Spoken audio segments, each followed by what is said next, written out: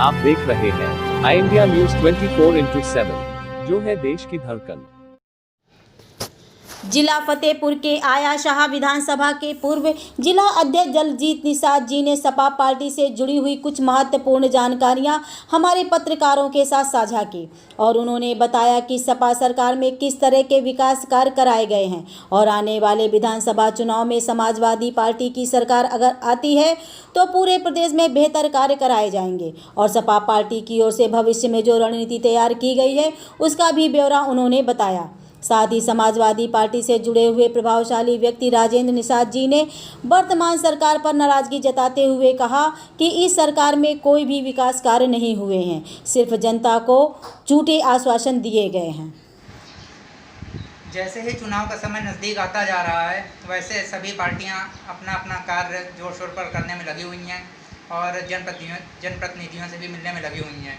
आइए आज हम बात करते हैं सपा के दलजीत सिंह, जो यहाँ के आया शाह विधानसभा के पूर्व जिलाध्यक्ष भी हैं, और इसके बाद हमारे साथ बैठे हुए हैं राजेंद्र निषाद जी, जो कि जिला सचिव समाजवादी पार्टी मौजूदा हालत में हैं। तो आइए बातचीत करते हैं पार्टी के संबंध में दलजीत सिंह जी से।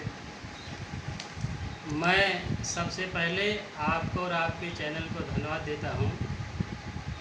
और आज हमारे समाजवादी पार्टी के बड़ा सौभाग्य का दिन है।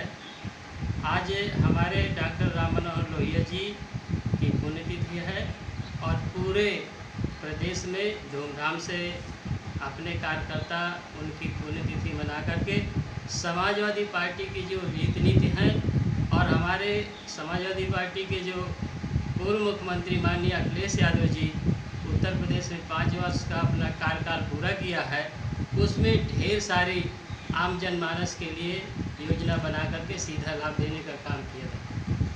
कहने के लिए तो भारतीय जनता पार्टी है और जो कहती है वो करती नहीं है। आप सब लोग देख रहे हैं, पूरे भारतवर्ष की जनता और प्रदेश की जनता भली भांति जान गई है कि इनके करनी और कथनी में बहुत अंतर है। ठीक इसी तरह कांग्रेस की पार्टी जो कहती है वो करती नहीं। मैं अपना पूर्ण विश्वास के साथ कहना चाहूँगा, जो समाजवादी पार्टी कहती है वो करके दिखाती है, चाहे छात्रों के लिए हो, चाहे बेरोजगारों के लिए हो, चाहे किसानों के लिए हो, सभी को काम दे करके अपना स्थापना स्थापित किया है। और हम पूर्ण रूप से आने वाले 2022 में इन योजनाओं को लेकर के सीधा जनता के बीच में जाएंगे और हमें निश्चित रूप से कामयाबी मिलेगी। हमारे पूर्व मुख्यमंत्री माननीय अखिलेश यादव जी पुनः मुख्यमंत्री बन करके इस प्रदेश की जनता का सेवा करेंगे। इसके साथ साथ मैं जैसा कि दलजीत जी कहा जाता है कि सरकार जो चल रही है कि बहुत सी रणनीतियाँ ये सरकार लेकर आएगी, सरकार ने वादा किया हुआ था इलेक्शन से पहले, लेकिन जो इस समय सरकार चल रही है इसमें आप क्या कहना चाहेंगे, किस तरह की सरकार है ये और किस तरह की नीति अपना रही है जनता के प्रति? हम यही कहना चाहते हैं कि ये सरकार पूर्ण रूप से जनता के साथ छलावा किया है और इतनी घोषणा पत्र में जो जनता को वादा किया था, एक भी घोषणा पत्र को वादा पूरा नहीं किया गया है। जनता के लिए कहने के लिए तो है सबका विकास सबका साथ, लेकिन ये बिल्कुल पूरी तरह से निराधार है। इनके बातों में कोई दम नहीं है। यहाँ तक कि पूरे विश्व में प्रधानमंत्री झूठे साबित हो गए हैं और जो भी इनकी पूरी टीम है, मुख्यमंत्री सभी राज्यों के, ये सब झूठ बोल करके जनता को गुमराह किया है और तमाम योजनाओं को जो एक कह रहे थे कि हम लाभ देंगे वो कभी पूरा नहीं किया है। जैसा कि 2021 के विधानसभा चुनाव में सपा पार्टी बड़े जोर शोर के साथ आ रही है और उम्मीद भी है, आप बता सकते हैं कि अगर सपा सरकार आती है वापस तो भविष्य में क्या क्या नई नीतियाँ जनता के लिए लेकर आएगी, उनके भविष्य हित के लिए क्या क्या कार्य आगे करेंगे? निश्चित रूप से हमारे राष्ट्रीय अध्यक्ष जी ने कहा है कि 22 में जो आम चुनाव आएगा तो हम 351 प्लस लेकर के उत्तर प्रदेश में सीटें जीतेंगे और जो तमाम आम जनमानस परेशान है इस समय, उनकी सभी समस्याओं को हम कानून बना करके सीधा उनके आंसुओं को पोंछने का काम करेंगे और उन पर आम जनमानस विश्वास भी कर रही है, क्योंकि बहुत सारे काम उन्होंने किया है। इसी काम के बदौलत हम लोग पूरे क्षेत्र में जा कर के समाजवादी पार्टी को वोट देने के लिए प्रचार प्रसार करेंगे और निवेदन करेंगे। तो देखा आपने किस तरह माननीय दलजीत सिंह निषाद जी ने अपने विचार रखे। और अब बातचीत करते हैं हम यहाँ के जो जिला सचिव जी हैं राजेंद्र कुमार निषाद जी से, और जानते हैं कि सपा सरकार को लेकर उनकी क्या उम्मीदें हैं अपनी। आइए तो बातचीत करते हैं राजेंद्र निषाद जी से। बहुत बहुत धन्यवाद पत्रकार बंधुओं। सबसे पहले मैं आपको बहुत बहुत धन्यवाद प्लस आभार प्रकट करूँगा कि छोटे से कार्यकर्ता के पास आप खुद चल कर के आए हैं, इसलिए मैं बहुत बहुत आपका आभारी हूँ। साथ ही आज हमारे महापुरुष डॉक्टर राम मनोहर लोहिया जी की पुण्यतिथि है। उस पुण्यतिथि के अवसर पर मैं उनको श्रद्धासुमन अर्पित करते हुए आप लोगों से मुखाबिर हो रहा हूँ। साथियों, जैसा कि आप देख रहे हैं, ये कोई हम नहीं कहेंगे कि हम झूठ बोल रहे हैं। आप नहीं, पूरी जनता, पूरी देश की जनता देखें कि इन्होंने जो भी कहा था, बीजेपी की गवर्नमेंट ने जो भी कहा था, आदरणीय नरेंद्र मोदी जी जो इस समय हमारे देश के बादशाह प्रधानमंत्री जी और देश के बादशाह ही कहे जाते हो, उन्होंने क्या किया, यहाँ फतेहपुर में आकर के वादा कर गए थे कि बेटी बचाओ और बेटी पढ़ाओ। लेकिन आप आज देख रहे हैं कि क्या बेटी हमारी बच रही है। यहाँ तक कि आए दिन पूरे देश प्रदेश में दसियों बलात्कार की, गैंग रेप की घटनाएं होती हैं, बेटियों को मार दिया जाता है। लेकिन इस सरकार में उन बेटियों को न्याय दिलाने के लिए इनके पास कोई दिक्कत नहीं है, न्याय भी दिला नहीं पाते हैं। घटना होती है, थाने जाओ तो ऐसा जो है हमारा थानाध्यक्ष उनकी FIR भी होने में इनकार कर देता है। इस तरह की नीतियाँ हैं की। दूसरी, उन्होंने कहा था कि हम इस देश को बदलेंगे, यानी नया भारत बनाएंगे। आप देख रहे हैं कि 6 साल की सरकार पूरी हो गई केंद्र की, और 7वां साल लागू से और 2-4 महीना ज़्यादा हो गया। लेकिन क्या देश बदला? आप लोग खुदे देख रहे हैं, आप तो मीडिया के भाई हमारे हैं, आप खुदे इधर उधर घूमते रहते हैं। देश में कोई बदलाव हुआ? देश में सिर्फ यही बदलाव हुआ, इन्होंने कहा था कि हम 15 जून तक, जब जैसे इनकी सरकार बनी थी भारतीय जनता पार्टी की 2017 में, तो हमारे उप मुख्यमंत्री केशव मौर्य जी ने कहा था कि मैं इस देश की पूरी सड़कें गड्ढा मुक्त कर दूंगा। लेकिन साथियों, हमने उसको गलत सुना था। उन्होंने गड्ढा मुक्त नहीं कहा था, उन्होंने यही कहा था कि गड्ढा मुक्त कर देंगे।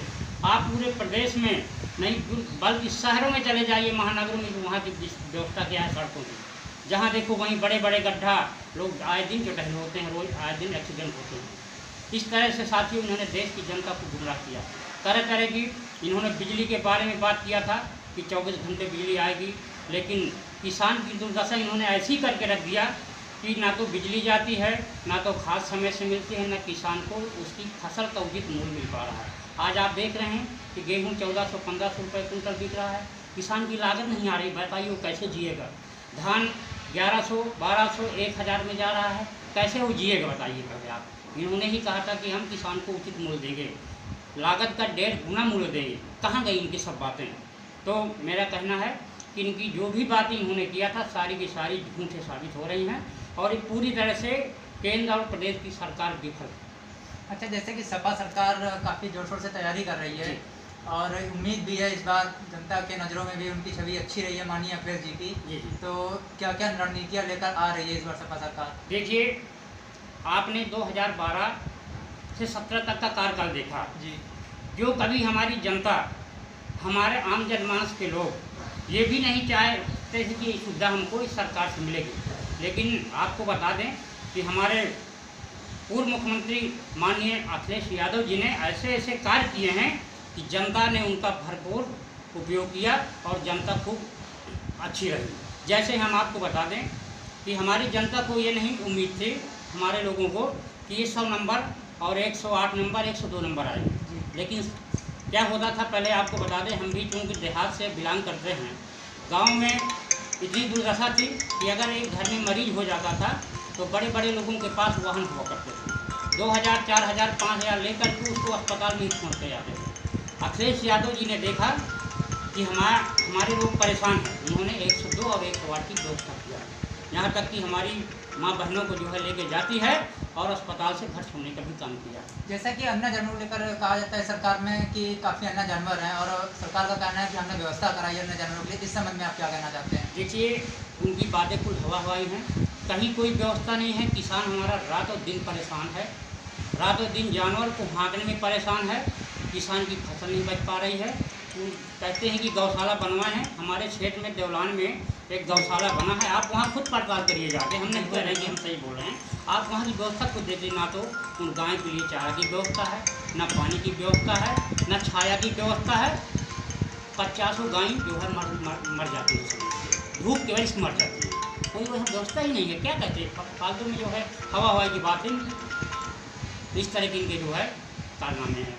तो हम आपको पूर्ण भरोसा दिलाते हैं कि हमारे अखिलेश यादव जी इस प्रदेश की व्यवस्था को सुधारा है और आगे आने वाले 2022 में पूर्ण बहुमत के साथ, जैसे कि हमारे बड़े भाई दलजीत निषाद जी ने बताया कि 351 प्लस, इससे ज़्यादा भी सीटें हो सकती और प्रदेश की जो इन्होंने व्यवस्था बिल्कुल बदतर कर दिया है उसको सुधारने का काम वो करेंगे। जैसा कि देखा जा रहा है कि सरकार में पत्रकारों पे काफ़ी जुल्म हुए हैं जी, बहुत से पत्रकार बंधु हमारे मारे भी गए हैं जी। और इस सरकार ने ये भरोसा दिलाया था कि पत्रकारों की पूर्ण सुरक्षा दी जाएगी, इस संबंध में आप क्या कहना चाहते हैं? अब वो तो वही है कि वो तो सबको भरोसा दिलाते हैं, किसान को भरोसा दिलाते हैं, नौजवान को भरोसा दिलाया था, महिलाओं को भरोसा दिलाया था, बेटियों को भरोसा दिलाया था, किसको नहीं भरोसा, जब झूठ ही बोलना है। लेकिन आप लोग परेशान ना होइए, हमारी सरकार आएगी तो हम आपको न्याय दिलाने का काम अपने मुख्यमंत्री जी से करेंगे।